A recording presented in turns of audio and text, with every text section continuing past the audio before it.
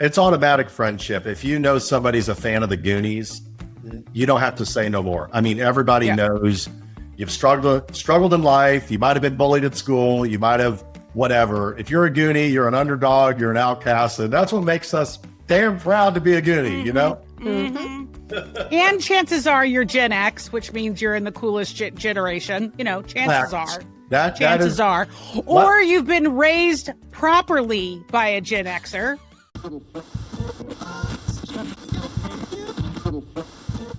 Welcome to the Sober Curator podcast, where sobriety isn't just a lifestyle choice, it's the ultimate life hack. I'm Elise Bryson, your fearless guide to a world where hangovers are canceled, fun is mandatory, and we still know how to shut down a dance floor, just with better shoes. And I'm Tamar Routley, aka T-Bouge, your co-pilot, chaos coordinator, and the one who keeps Elise from turning this podcast into a full-blown reality show. Buckle up, sober party people. From lifestyle and travel to pop culture and zero-proof cocktails, we're serving up the stories, trends, and guests that prove sobriety isn't just about what you're missing. It's about finally remembering where you left your keys. Let's get the party started. Okay, curators, you need to grab your Baby Ruths, get your map to One-Eyed Willie's treasure, because today we are headed to Astoria to talk to the man, also known as my new best friend, who bought the Goonies house. Yes, the house. Behman Zakeri is a lifelong Goonies superfan and Gen Xer and entrepreneur who did what most of us could only dream of. He bought the actual Goonies house in Astoria, Oregon. He restored it, he defended it, and he turned it into a pop culture pilgrimage site for fans everywhere. So buckle up, because we're talking fandom, we're talking boundaries, we're talking what it takes to keep the magic alive without losing your mind or your neighbors. Welcome to the show. Hey, you guys. That's so good. It's so good. Okay, so Tamar and I recently took a pilgrimage to Astoria. We were there for like 5 days. We stayed at this super cool art gallery inspired loft. We weren't able to connect with you then, but we're thrilled that you can connect with us now. And Tamar, I think the best way to start off, like how we got here, is the very first conversation I had with Tamar when we met back in 2021, 22, somewhere in there. I don't know. It was the COVID year, so it's blurry. It's blurry, right? But I've set it up. Our very first conversation. Take it away, Tamar. Well, one of the most important questions you asked me was, what's your favorite movie of all time? I didn't even have to think about that, because all of a sudden Good Enough by Cyndi Lauper came in my head. I'm like, good enough. And so I said Goonies, and you were like, okay, we are sisters from another mother. Like Another mister. Another mister. Another mister. Sisters She's Canadian. from another mister. She's I'm Canadian, eh? Yeah. So we don't. I don't speak the same dialect. So, anybody listening, I'm going to apologize now if this doesn't make any sense. But anyway, so on that first call, we had said, listen, we know we're going to be friends for life. We both love the Goonies. Wouldn't it be cool to reenact the scene where they're all riding down the hill on their bikes? Now it's a gravel hill, because we have now seen it in person. So that might be a little dangerous for Elise and I. But our goal was to get down to Astoria together, rent a place for a few days, and actually go and see all the sights of the movie. And we just went and lived out that dream, and we had so much fun doing it, and we just knew it would happen, and it was quite awesome. Well, and we also work together now, which we couldn't have possibly envisioned back then.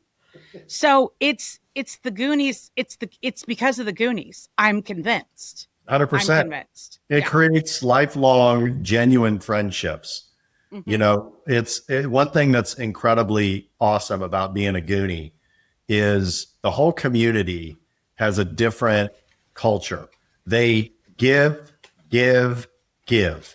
There's no expectation of return. It's unbelievable how many people just want to help and they're not trying to get anything out of it. It's just help your fellow brother and sister, whatever they need. It might be just advice in business. It might be setting up something in their front yard. It might sending them a gift that they can't find in their local town.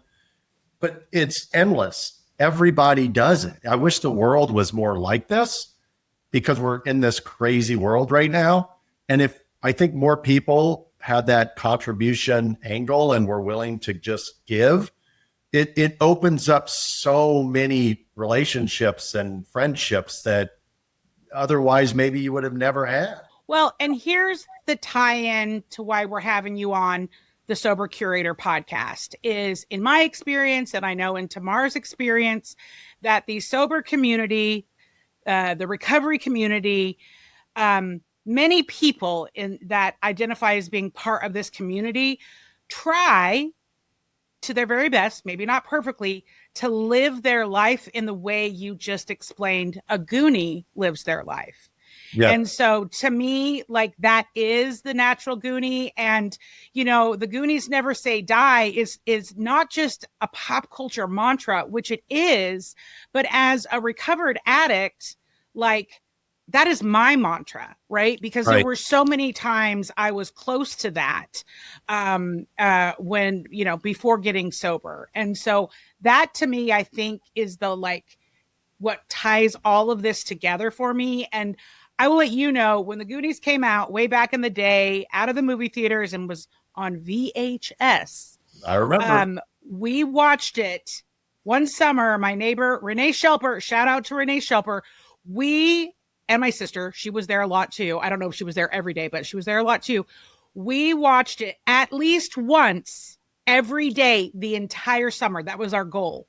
At least once. Oftentimes it was more than once. That's how good it was. And to go off what you were saying, the Goonies never say die effectively is to never give up in life. We all struggle with addictions. We have friends and family that have addictions, and nobody's is better than the others. So somebody might say, like myself, I've never been an alcoholic, but I've been severely impacted by alcohol with family and friends. And, you know, have lost loved ones because their organs shut down and stuff like that, right? So, but, you know, I might be into something else, right? Where I like to play poker a lot or something like that. And somebody might say, well, I'm not into that. But the point I'm saying is, what I love about what you guys are representing and the cause that you guys represent is that there's a lot of people out there struggling. And it's you guys know this with addiction, it's one day at a time. So if you can just get through today, you've won. That's it. You just got to get through today. And when you wake up tomorrow, you just have to get through tomorrow. And that's how I've beat addiction. That's how the next person's beat addiction, is it's one day at a time. But if you can kind of live with that Goonies never say die, which equals Goonies never give up, no matter how hard it gets, you will eventually conquer, just like the kids did, you know, figuratively in the movie when they found One-Eyed Willie's treasure. You finding the treasure is you beating yourself, right? You having the discipline to say no. And that is very powerful. And that's what this movie represents. So much is going through my head, because actually after I got back from Astoria, I watched it again with my partner. Like, I was like, we have to watch this. And it's just as good today as it was back then. It's like, you just have you still have the, like, you know, the oohs, like you want these things to happen, even though we know exactly what happens, but it still brings a sense of joy every single time I've seen it. And I think the cool part about us going and seeing, you know, we went to the jail, right, where the car is still there. We went to the beach. We went and took pictures. I actually got my little skeleton key from where Mikey puts it in the nice. the little door there, right? But it was really neat to watch the movie now after going and seeing, you know, when they drive away from the jail, when he breaks out of the jail, it was like, I was just by that car. I was standing right beside it and touching it. Like, that's really cool. It's incredible. And it's funny, during the 40th, we were recreating some of those scenes in the movie just as complete Gen X geeks. You know, we couldn't help ourselves. I mean, Robert Davi was in town. So when you have Jake Fratelli here, how can you not say, hey, come on, try to get into the Jeep? So we were just being Goonies. We were just playing. But what I love about rewatching the movie, and like you said, it never gets old. Mm-hmm. But I always look for something and multiple things that I didn't notice the 175th time I've watched it, right? Mm-hmm. And so when it gets to like Mikey's bedroom scene, I'm like, all right, what toy is in here that I've never seen? And you'll see like, okay, there's a couple gremlins. And then if you pay close enough attention, I think it's Spike, the like really bad gremlin, there's one on the floor. And I like never know. It took me over 100 watches to notice that. But you see all these plugs and screw ups that they did. I don't know how many times you guys have seen it, but like when they're in the attic, I'll give you like one really funny thing. Chunk told this story. So Jeff Cohen's one that at some point would have explained it.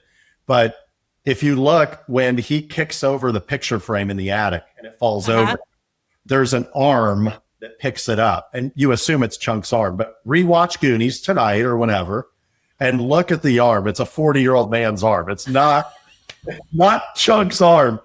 And I think that he thought that the reason they did that was because he had the chicken pox and they couldn't use his arm. So they probably had like one of the camera guys who was like 40 at the time, you know, hey, we just need you to pick up a picture frame or whatever. But it's like a strong man's arm, not a 10-year-old boy. That's hilarious. Well, you know, one thing for me that I know that like this cult of what this is so deep inside me. And I don't know, Tamara, if I've even ever told you this, but the common theme in my dreams, when I dream, I'm a very visual, active dreamer. Sometimes I remember them, not always, but the most common way in my dream that I travel is via water slide, but I never get wet. Right. And I always tie that back to the one scene in the Goonies. Like that's the direct connection for me. So that's how I know I'm a Goonie. We saw Corey Feldman at the 40th. We asked him about the water slides actually, because as kids, right? Gen Xers, like a water slide was like the thing, right? Big deal. Big deal. If you went to a pool, you know, you wanted to see, did they have a low dive and a high dive? And then every now and then you would find some neighborhood that had a water slide. And so that was like the coolest thing. But I asked Corey, I was like, how many times did you guys screw up so you could ride down that water slide, you know, at Warner Brothers? And he said, they only let us ride down one time. I'm like, what? They're like, yeah, they use like stunt doubles and stuff like that. They got to keep going down and doing stuff, but they just needed like our faces, like our headshots when we were like doing our stuff. And then all the weird spinning and stuff you see is a bunch of stuntmen and stunt women. So yeah, it you know, when you hear that kind of stuff, I'm like, you mean they built all those water slides for the kids? I couldn't imagine the level of excitement that they were like, we gotta go down slides today. And they go down one time, like, yep, that's it, it's a wrap. We got it. Like, we're dismantling them now. I'm like, that's just awful. Absolutely awful. So depressing. Way to nail that slide on the first go. Yeah, way to go. I think they probably didn't even care, right? They're just like, just let them go and we'll figure it out after that. So great. Well, years ago, I worked at the local NBC television station here in Seattle, and I worked on, they have a couple of lifestyle shows, and I worked on them. And so I had access to the schedules ahead of time to see what guests were coming on. And I remember exactly where I was sitting and exactly what I was wearing when I looked at the schedule and saw that Sean Astin was going to be at the station. Astin, sorry, Astin. I'm again so excited because he was doing a press tour for Stranger Things season 2, I believe. And so like I beelined it down to the studio and was just standing there like, I'll do anything to be helpful. And literally anything. And so somehow, some way, I did get in front of him and he did his little ceremony, which I'm sure he's performed on a bajillion people, of making me an honorary Goonie. And it was like in the top 10 best things that's ever happened to me. You know, and something about Sean, I'm sure you guys know, he just recently got elected president of the Screen Actors Guild. So he's in charge of 160,000 actors, like every actor and actress in Hollywood and all over. He is genuinely Mikey and Goonies. He's genuinely Rudy, Samwise Gamgee. Like he is one of the best humans walking on this planet. And if you've ever seen him in like a Comic-Con, he'll spend too much time because his handlers are like, hey, we got to move the line for autographs. And he makes more money, obviously, if he signs more autographs, but he'd rather sit there and talk for 10 or 15 minutes to one person, hear their whole story. And he'll never rush them. He'll let them finish. He wants them to have their moment, but he's truly a gentleman. I mean, a scholar, a fan of the fans. Like, he embraces all these roles. And unlike a lot of athletes and celebrities that don't appreciate their fans, and I don't want to say any names, but Sean sets the bar. You know, the fans are what make you is what made him famous, and he gives back by giving them those special moments and that precious time. Ironically, he's also a really good Wordler. I play Wordle with him every day, and he's actually really good at Wordle, which is insane. So, fun fact about Sean Astin. See, I knew I made the right decision. I actually had framed pictures of him from Tiger Beat on my wall as a kid. So, Nice. Sean, if you're watching this, I just want to say, obviously, I have great taste, obviously. Yeah. Yes. Yes. Okay, talk to us about what it was like buying the house and then renovating the house and the upcoming documentary. We want to hear basically all of the details. So this is the line in Goonies where the Fratellis look at Chunk in the hand in the blender scene, and you're supposed to say, tell us everything, right? And then my response is, everything? And then your response is, everything. Okay. Yes. Just like that. And the tears too, remember? That's right. I'm supposed to cry the whole time, you know, as I'm telling you what happened in the third grade and the fourth grade in my history exam. So buying the house was, like I've said 1,000 times, the only word that comes to mind is surreal, larger than life. For a Gen Xer who grew up without 2 nickels to rub together, our family was dirt poor, never had anything, used to have to take quarters from dad to go get Garbage Pail Kid packs for 25 cents a pack back in the day. Loved the Garbage Pail Kids themselves, but the bubble gum was just so good. You know, getting like 5 packs worth of gum, you know, blowing like the biggest bubble and stuff like that. So going from not having any money as a kid, family not having any money, and having this lifelong dream as a kid. When I saw Goonies, I was about 9 years old. So I'm the 76 year. So I'm like right in that sweet spot where I was old enough, yet young enough to really appreciate this movie. And as soon as I saw it, I was a treasure hunter. I was a Goonie, like immediately. And I wanted to own the Goonies house. I was like, I want to buy the house someday. So it was this, put it out into the universe, like childhood, you know, I want to win the Powerball. I want to, you know, is like something like that. And over the course of 40 years, it manifested itself. And kind of in anything in life, when you set goals, you just have to go after them. You don't have control over so many things in life. Like the seller could have picked anybody else, out of my control. I could have not qualified for the multiple loans I had to get for the house. I didn't buy cash. I didn't have that much money. I had to rob Peter to pay Paul and borrow a ton of money and all this stuff. But it's all like when you set to achieve something, it's no different than the movie. Watch the kids going through the tunnel. Doesn't matter if rocks are falling on your head or axes are trying to cut booby traps, you know, and all that kind of stuff. No matter what happens, if you push forward, you're going to succeed. And so I've always had that mentality in life, even without having, you know, being the underdog, being the kid that was very short growing up. Somehow I sprouted at the end when I turned 18, not having money, not being the fastest athlete of anything, you know, like total underdog in any situation. To be the kid that actually, I brought my family out here, my wife and my 2 kids, in 2015 for the 30th anniversary celebration. We had already visited the Goonies house a couple of years prior, but I nerded it out, and we didn't have a ton of extra money at the time. It's expensive. We live in Kansas. You got to buy 4 plane tickets. You got to find hotel rooms. You want money to eat and spend on souvenirs. So we did that. And when we did that, the museum that you were talking about earlier, they had worked a deal with the current owner of the Goonies house to where they were selling experiences and they were selling tours, and the museum would like keep the money and then the owner would like give the tours. And so, of course, my family, we bought 4 passes. And then my friend Michael from childhood, Michael Eakin, who's 3 years older than me, his family lived next door to us in the 80s for 5 years in Kansas.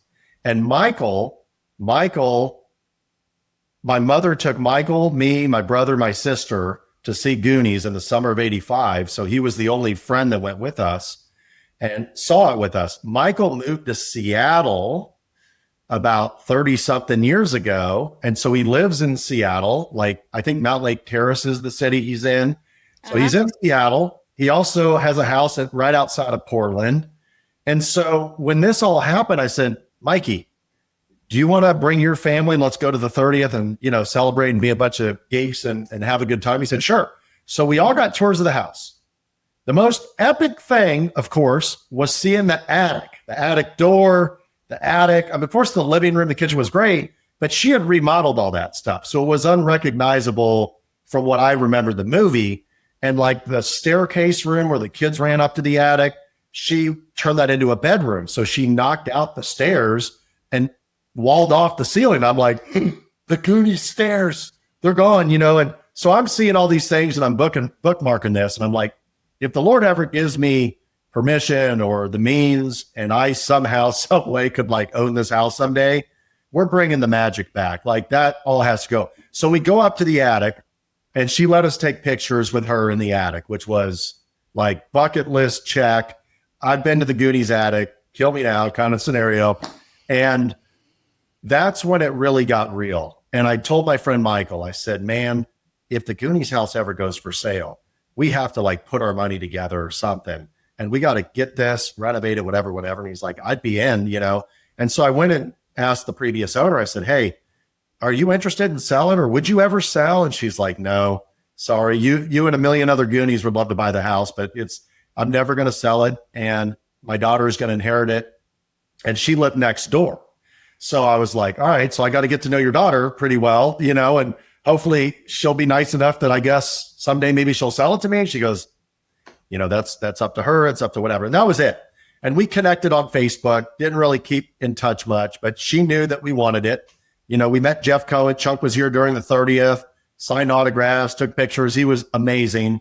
And then the whole town watched Goonies at Warren Field, which is no longer, it's the hospital now. But that's the opening scene where Andy's with the pom-poms like, let's do the victory dance, and all that stuff. So anyway, to get to the end, fast forward, that's where it all started. And then nearly 8-9 years later, whenever I wake up one day, I turn my cell phone on and the amount of texts and Facebook messages that shot through, I thought my phone had a virus because they never stopped. And I had to disable notifications on my Facebook Messenger and stuff and my text because there were just too many and it was very distracting. Finally, when it was done, every text said the same thing. Goonies house for sale. This is all you. Go get it.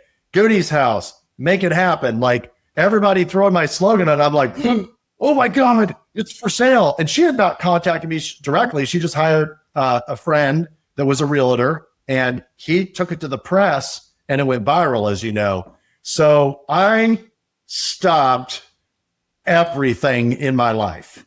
I said, this is a once in a lifetime. And everybody's telling me this is all you. This is you. Because for me, my joy is sharing it. Our family wants to share it with the entire world. This house, like you said earlier, it's not meant to be lived in and owned by someone, in my opinion. The previous owner, that was her home. And I respect that. But for a Gen Xer, it feels almost dirty to be like, it's my house. It's like having a toy and the only toy in the world and you're not sharing it and nobody else gets to see that cool toy.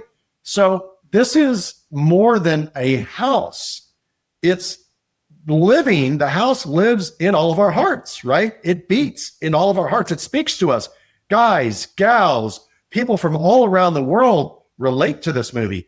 So we pledged that we just said out loud, we're going to make it look just like it did in the movie, which sounds good with the media, right? It was a great, everybody, it's our time. It's our time down here. It's our time right now. And for me, it was like, part the waters. Moses is going after this freaking thing. And we went under contract in 6 days, but I'll tell you, we got lucky because she was very selective. she was very specific and said from the get-go, it has to go to the right person or the right family. It's got to be the right fan base or whatever that's going to do the right thing, because she had a lot of pressure from the community. Oh my gosh, what's going to happen to the house? I will never forget when Universal Studios in both Florida and California took the Back to the Future ride out of Universal Studios. I was shipwrecked. We had gone on the rides in the early 2000s, one of the best things in the world, and you ripped that out of the theme parks. You basically ripped out the hearts of all these Gen Xers and put the damn Simpsons in. And the Simpsons is great, but buy some more land, Disney, and build the Simpsons right there. You don't take the Back to the Future right out. So that was the bell that was ringing inside my head, was I was terrified of what another buyer might do. They might be Troy's father in the movie and bulldoze it and build a golf course or whatever. But I knew we're going to do the right things. We're going to share it. We've let countless people, since we've owned it, come up on the porch while we're there, take pictures, reenact scenes. We've given free tours. We enjoy it. That's what it's about. It's about sharing the house and letting Goonies feel welcome, that they can walk up the driveway, take their pics, and do the truffle shuffle. So we got just very lucky that she picked us over the money, because she was offered 6 figures more than our offer. And she took our offer. And that speaks volume to how great of a human being that woman was. And that's why when anybody says like the previous owners were this or were that, no, you don't know her. I'm so glad to know that. Yes. That is one of the kindest, generous souls walking on the planet, that put up with all of us kids walking up to her house for 20 some odd years, and she embraced it. And I'm sure there were like 10 people out of 100,000 that came at the wrong time, or probably showed up at 10 o'clock at night when she's watching TV. And could you imagine like people just doing this and walking up on your porch? She's probably so. If you can understand the pain she was going through, then you understand it. For us, when we come out here, we're ready to play. Like, we're doing truffle shuffles. We're getting blow up data dolls and zip lining back and forth between the two houses because our neighbors are cool and let us do that. So we do all this crazy stuff like a bunch of 10-year-olds all over again. So that's the short story about, I'm sorry it took quite a bit of time to tell you, but I wanted everybody to kind of hear it. We had to go through great lengths to come up with the money that we borrowed to get the house. We're still making payments. It's a real thing. And, she had, what was really neat was a previous owner had a donation box on the property. And so many Goonies are generous, and they'll put in $1 or $5 in there. And that adds up. It helps pay for maintenance and utilities and stuff like that, and allows people to kind of feel like they're helping to save the Goondocks. So it's such a great thing. And we love meeting all the fans. It's amazing. It's so cool hearing that story. And thank you for sharing the story about the woman who used to live there, because it just goes to show you, like, you can't always believe what you read. No. And, so many people make these assumptions about what people are really like. But I mean, Elise and I were there on a Tuesday at noon, and we're thinking, okay, we're sure there's going to be people there, but it's a constant flow of people. Like, it wasn't packed. There was probably about 10, 12 people taking pictures there, families primarily. But like, in the middle of the week, it was raining all day. So it wasn't like it was a beautiful sunny day. Let's go see the Goonies house. Like, this just tells you how huge the Goonies was and how iconic that movie is. And that house, like, it gave me goosebumps walking up to it for the first time. Yeah, I did. Especially with the work that you had done, because I had read, she had changed some of the trim and you were changing it back to the original red. And when I saw that originally, the story, how you had bought the house and you were a massive fan, I was like, yes, that's amazing. But it really just, like, when we walked up to it, it's magical. Like, it's almost like just the nostalgia from it is it's kind of healing in a way. Like, it brings back that inner child and that happiness. Yes. And that was one of the things too, on the outside of the house. I'm sure you noticed we remade, thanks to a couple of huge Goonies fans that are dear friends of ours now. We remade the Rube Goldberg contraption in the front yard. And and for the documentary, we wanted to make it actually work, because when Goonies was filmed, apparently Warner Brothers could never get it to work from start to finish. So they did the whole movie magic thing and just did it in cuts and pieces. And when our engineer Goonie friends redid it, we got it to work from start to finish. So from the bowling ball to the time when the football kicks and opens the gate, all the stuff in between, all the stuff in between works. We just had to get a robotic chicken, not a real one, because we didn't want people getting mad that we were caging a chicken in there. But it does cluck and make its noise, and it does hatch the egg. But yeah, that was the thing when we first visited. I was looking for the Rube Goldberg. Where's it at? It's got and nope, they took it down. It's gone. And this is the kind of stuff that motivated, me to really just get out of my way.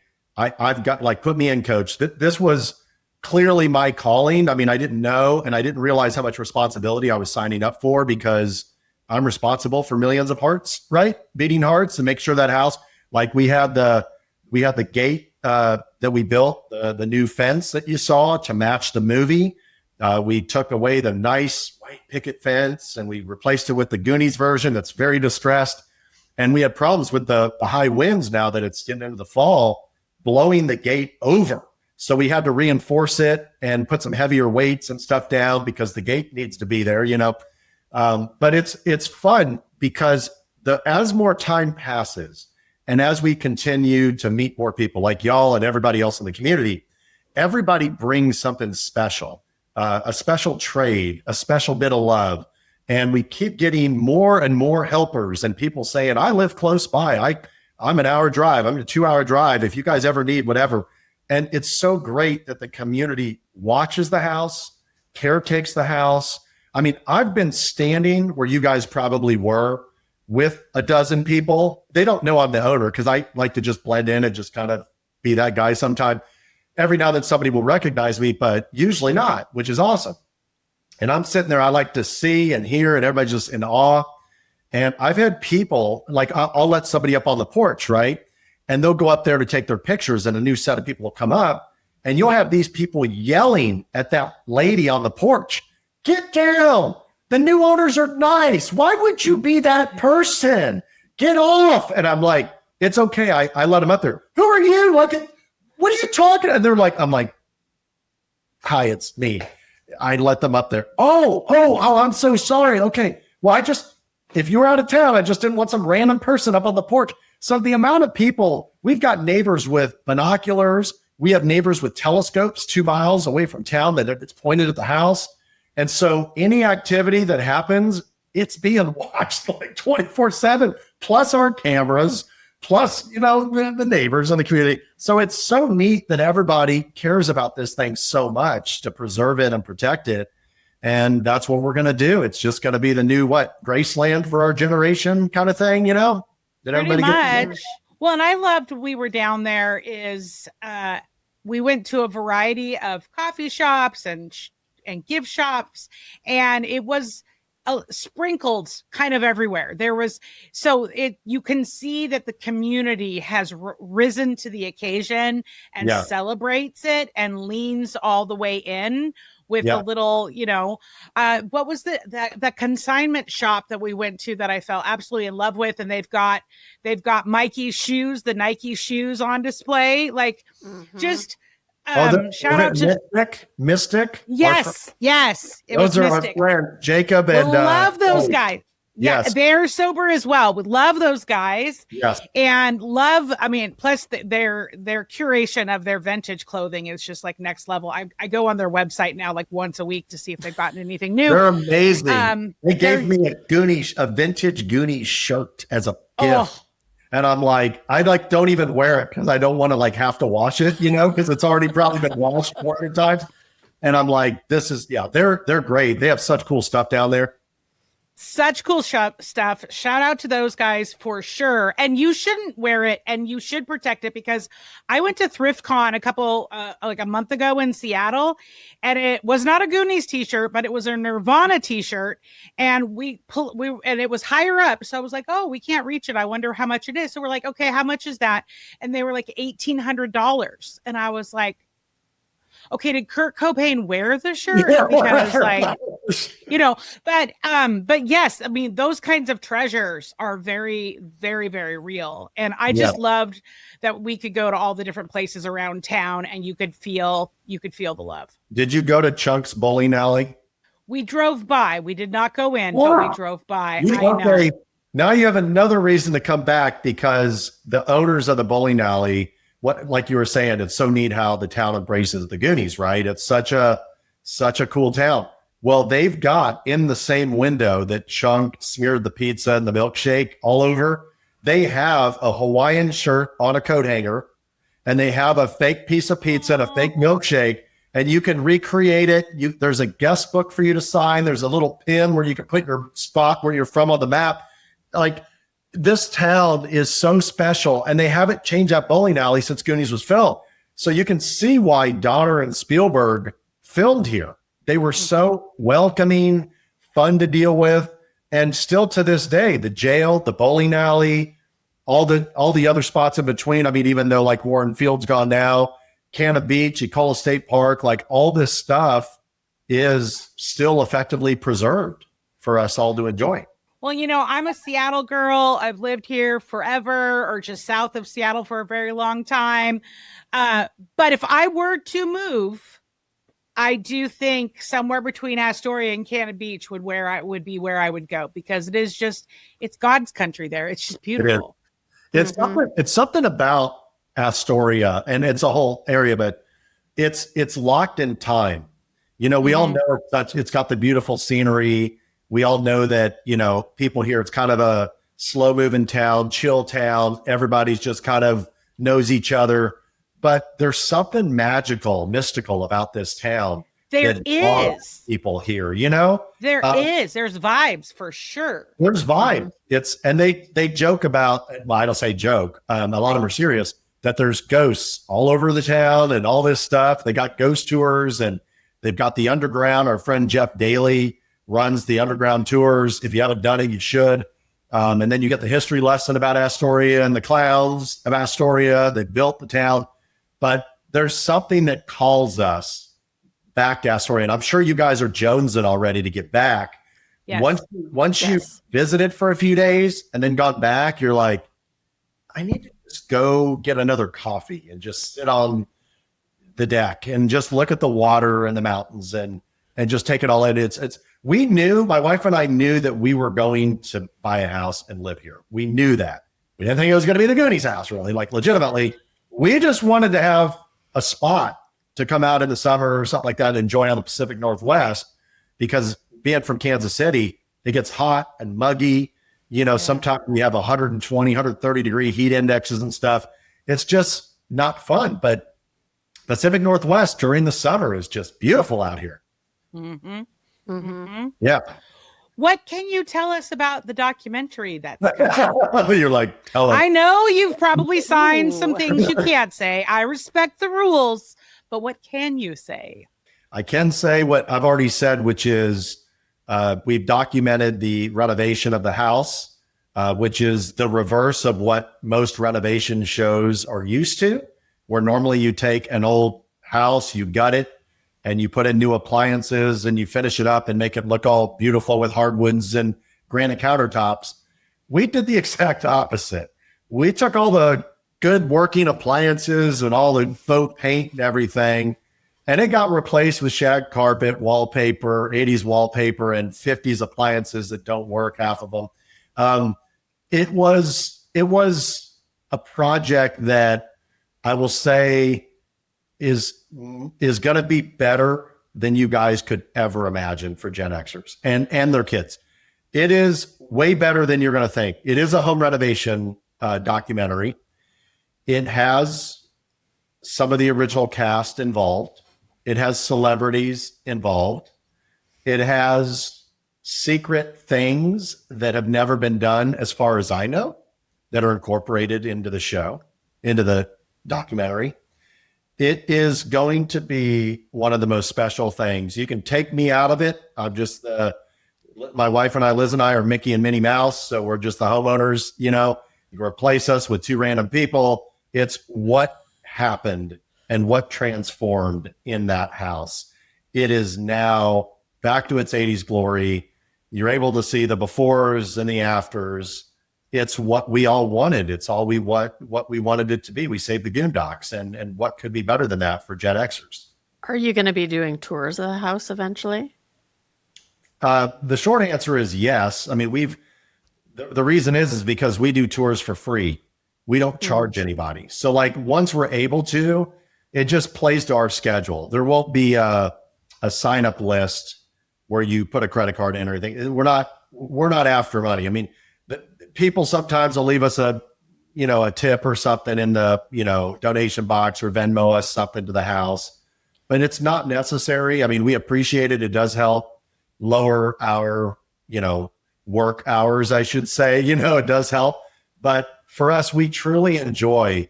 I remember the first time at 30th that I told you the story that we got the tour. It's one of the most special things I've ever done for my life and my family's life as Goonies. And we want as many Goonies to be able to do that. So one thought that we've had is that we find a couple charities, 501c3s, and we just ask people to donate to that charity. We find charities that the majority of the money actually goes to the cause of the charity and not to the administrative costs, because we're not here to support a business. We're here to support a good cause. So preferably somewhere that's like in the 90 percentile of going into say it's the Curator, your guys' stuff. And let's say you're 501c3 and 100% of it goes to whatever. Then you would have people say donate money to that. And then, 3 times a month or 5 times a month, us or our friends would just do chores, out of the goodness of our hearts, basically. So we want people to be able to experience it. That's a must. The challenge is that we're in a residential neighborhood.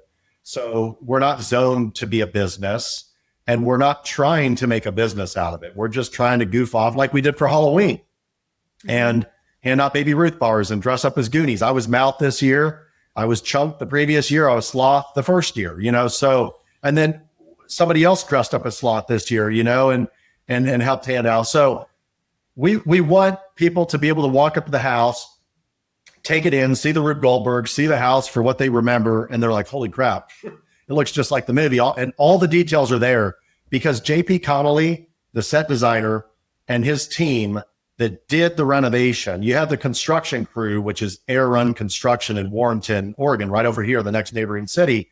They did a lot of the construction, but JP was the one, with the art and the sets that hired locals and brought his team. That man has the biggest resume. It was so funny because they asked me calmly, hey, have you ever heard of James Pierce Connolly? And at the time I hadn't, just because I'm not always looking into the details of who's behind the scenes in shows and stuff. But a lot of key people have to make behind the scenes, make these big shows happen. And I look at his resume. You can Google his name, James Pierce Connolly. He goes by JP. And it's like, he does The Voice, The Masked Singer, Wheel of Fortune, Kelly Clarkson, the Top 80 roast, and I'm like, he's got the job, and he's a massive Goonie, huge Goonie, and he's got all his childhood Goonie stories. So when this went up and he found out, we were like, we want him. And he's like, I want to do this project. And so it was like the perfect marriage. He put in so much love and time for about 2 years prior to the actual renovation in finding like 1,500 pieces. Didn't even know that many existed, every little trinket and thing you see in whatever, and go into the community. And a lot of, like I told you, how many Goonies are just givers. How many of them just gave us stuff? Like somebody gave us one of the telescope in Mikey's bedroom. You know what that thing's worth? Like, they're not like $10, like a nice telescope. No, it's for the house. And somebody gives us a big ship wheel. I mean, the thing's probably worth $500. It's for the house. And all this stuff, Goonies just keep giving us for the house. And the community, it took a village, all came together. It's like, we was so magical how everybody contributed in their own way. And now we have the finished, beautiful product, and we can't wait for everybody to see it. But, we will do our very best as long as we're alive and healthy to make as many dreams come true. We've got a couple that wants to get married. We've already had people propose there.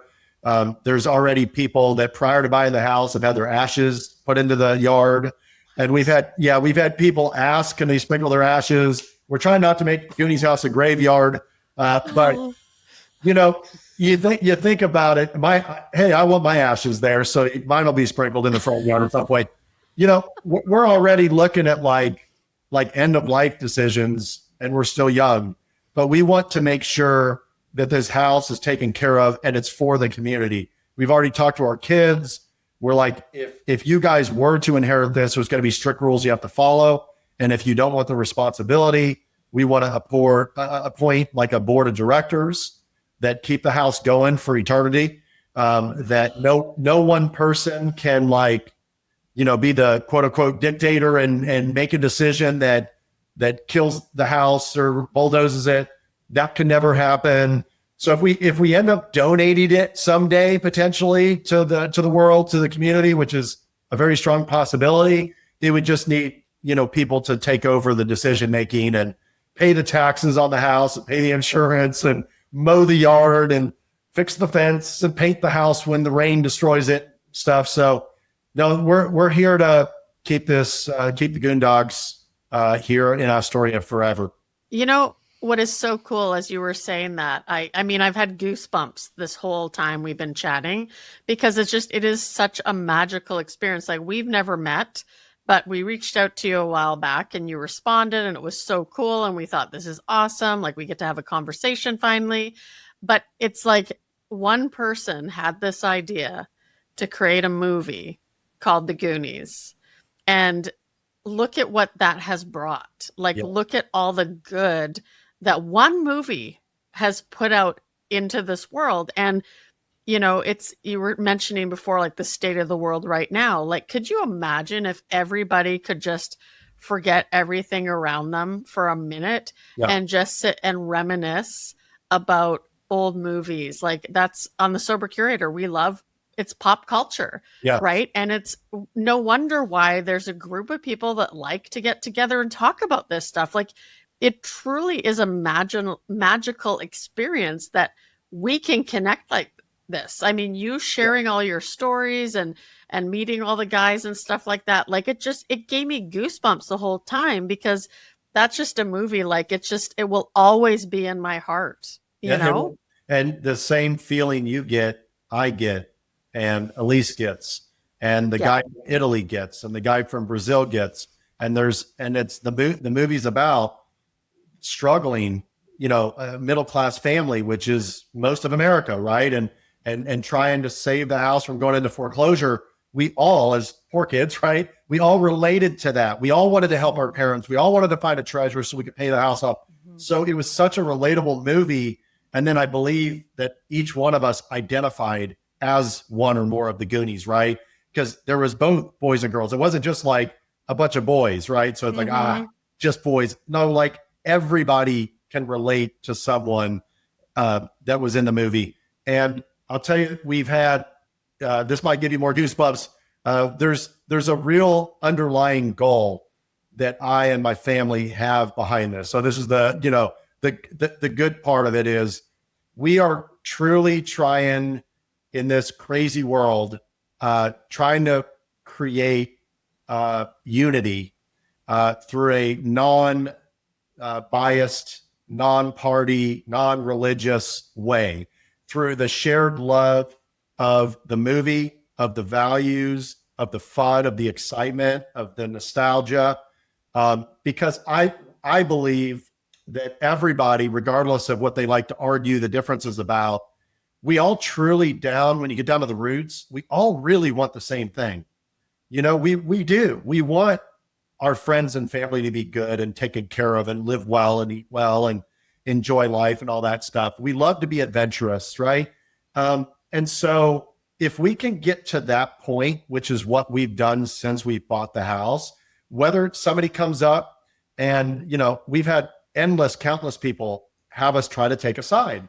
And we're like, what the beautiful thing about being a Goonie is it doesn't matter. Mm-hmm. Because if you're a Goonie, you're here to be our friend. We're here to be your friend. Mm-hmm. That's more important than anything else. If you want to go fight, there's plenty of platforms and groups that you can go argue with people about and debate. That's fine.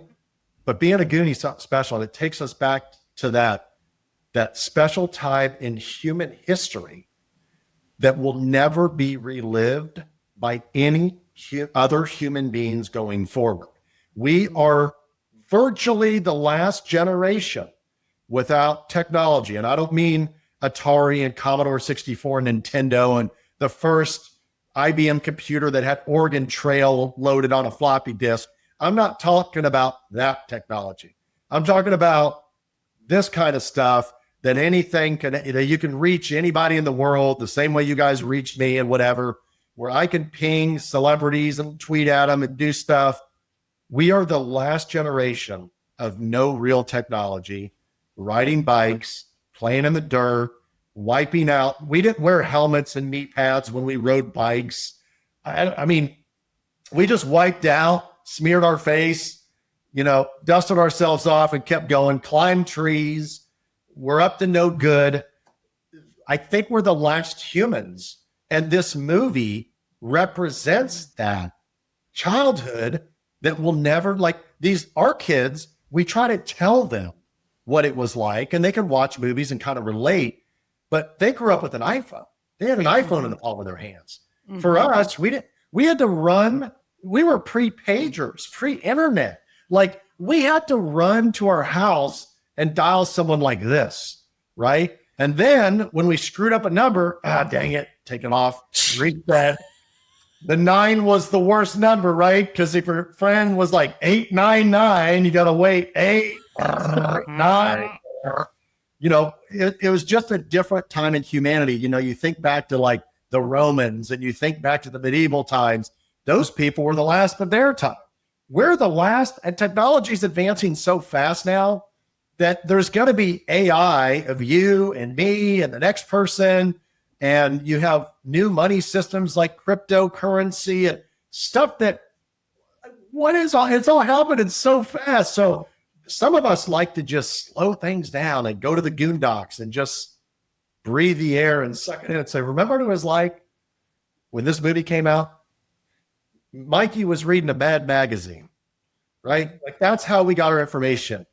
You would wait for your Nintendo Power to come in the mail so you could figure out how to beat a boss in Zelda or something. Like, you don't go on Google and say, how to beat the boss in Zelda. You had to wait 3 weeks or 4 weeks to get the Nintendo Power, because somebody would tell you that if you play Castlevania and you get to Dracula, then once you beat him, you got to beat him twice, and all this stuff. So I'm very proud for all of us that get to share these moments in human history, and that we're all savoring this, but we really are trying our best to bring a commonality, unity. We refuse to take sides. We just stand for the same thing that any average family wants. Mm-hmm. And that's what being a Goonie is all about. I love that, because at the Sober Curator, our values are the same. We don't care why you got sober. We don't care how you got sober. We definitely don't care how you vote, right? We definitely don't care what your religion or your spirituality practice is. In fact, in our spiritual gangster section, we have it for everything from Jesus to Stoicism to yoga to philosophy to the Celtic calendar, to sober horoscopes. Like, it's the same, right? We're trying to hold the same of like, we're holding space for humans. And leave everything else out the door. Leave the labels at the door, and we're holding the space for humans. The commonality, if most people could just understand, is the commonality is that it is love. Everybody just wants to be loved, right? I mean, in the movie The Goonies, right? Sloth, love, chunk. The commonality, the moral in this lifetime and our lifetimes is love. How much love can you put into the universe? And I love that you said spiritual gangster. That's incredible. What a great name. Fits right in with Gen X. But think back throughout your life, from when you were a little kid to now, how many times you've changed your mind about an idea. Okay. And some people seek the truth and some people don't care. And either way is fine. But one thing that's destroying a lot of and creating a lot of the division in this country is a lack of respect that that person is there right now in their head. That's where they're at. And this other person is over here, and they're wanting them to be, say, here. And it's like, well, they're here, or vice versa. And there's no connect there. And it's like, how, it's like asking like a 5-year-old kid, right, to have a 50-year-old level of experience in this planet. And so you see all these arguments over philosophy, religion, and politics. And if everybody could just realize that the meat of it is, we are all one. We are all the same. We all truly want the same goals. If I interviewed my Democratic friends and my Republican friends, in the end, I'm like, look, I don't want to hear about this policy or that. Just dumb it down for me, down to the details. Don't you just want to like have a safe place to live? Don't you just want your family to be safe and healthy and this? So everybody agrees on that. Okay, so just stop there. That's what we're about. We're about bringing the community together back to that level and respecting each other, because maybe somebody doesn't believe in God. Somebody doesn't believe in Jesus. And we can pray for them. For those of us that are faith-based, we can pray for that person. But don't criticize that person, because that's where they're at right now. And people want us to take sides of politics. I said, then I lose half the other side. No matter what side you pick, you lose 50%, and we're not about that. We want 100%. We want everybody together. So come on out. We love you all. And hopefully, if you have faith and we all work together and we all love each other, I think through the ripple effect of that, by doing good and helping others, that's how we heal our community, which starts with our local city, then it goes to our state, then it goes to our country. And that's by hugging the person that is pissing you off and say, I love you, and doing a good gesture or something, which is the opposite of what's happening right now. Everybody just being so mean to each other. And we're just playing our part. We're going to just do as much good as we can here on Goonie Hill right now. And hopefully that, helps people create waves of goodness. This has been the best episode ever. Tomorrow, it's okay if we never do an episode again. Like, I'm good. I just come visit, because this is our time. Our time down here. It is. Yes. Well, I'm just so grateful for your time today. I'm grateful for your stewardship of such a special place, and that you're doing it right. Somebody else could have come in and turned it into an Airbnb and charged billions of dollars, or knocked it down. Like, other things could have happened. I'm also really grateful to know the true story of the previous owner. I remember going there a decade ago, and it was literally like 2 days later when the tarps went down over the house. And I remember thinking, oh, I'm so glad that I got a last picture there. And oh, that's so sad. But I never stopped to think about what that must be like to have someone peering in your windows 24/7. I definitely wouldn't have liked that. Isn't it sad that the articles that showed her tarping the house forgot to mention how accommodating and friendly and welcoming she was during the 30th anniversary a couple months prior? Yeah. So forget about the 5 figures worth of fans. I don't know, 20,000 fans, 30,000, 50,000 fans that visited and had incredible stories, like me and my family and Michael and his family and everybody else. Mm-hmm. Imagine how much you have to be bothered to tarp your house, right? Mm-hmm. So I don't think the intention was there the way it was construed. And it's sad, which is why we try to correct the story as much as we can, because she is an incredible human being, a very faith-based person, and means nothing but the best for the community. Well, there you have it. Do not judge a house by its tarp. Or a book by its cover, right? Slothy or a book by its cover. There are so many. We could keep going. We won't, because we've hit an hour, and I know that that's longer than we should be. But if you're still listening, we're so grateful that you're still listening. And can you tell us, where can people find you and any other important information? Yeah, I'm on social media. So I've got an Instagram account, which is my name, Behman Zakeri. You could, if you want to see the pronunciation, the spelling, all that stuff, just Google. I tell people, Google Goonies house owner, and it'll show my name. And then it's Behman Zakeri is my TikTok, my Instagram, my Facebook, my Twitter. And then we also have social media for the house. So if you're on Instagram, please follow us at Goonies Home. Goonies House was taken. So we're at Goonies Home, and it's got the blue verified check mark, so you know that you're following the right account. And then also on Twitter, we're Goonies House. So at Goonies House on Twitter as well. So I like to play a lot on TikTok. We just create random videos. We do like one take usually, and we just upload it to Goonies Music. I do a lot of truffle shuffles on there with random fans. If I'm on the porch, I just, I provoke it until I get what I want, and they get what they want, because the truth is they didn't just come to the Goonies house just to look at it. They want to do the truffle shuffle, right? So we do that. So if you really love the Goonies and really want a feel-good channel and are tired of a lot of the channels that piss you off when you scroll through them, go to at Behman Zakeri on TikTok. Follow that account. There's endless videos, and I think you guys would enjoy it. And you know how you guys reached out to us.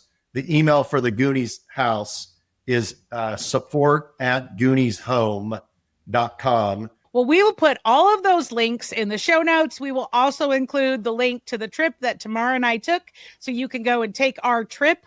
That is all the time we have. Thank you so much again. This has been the best day ever. This is the best interview ever. I'm just so excited to know all this information and to now be your new best friend.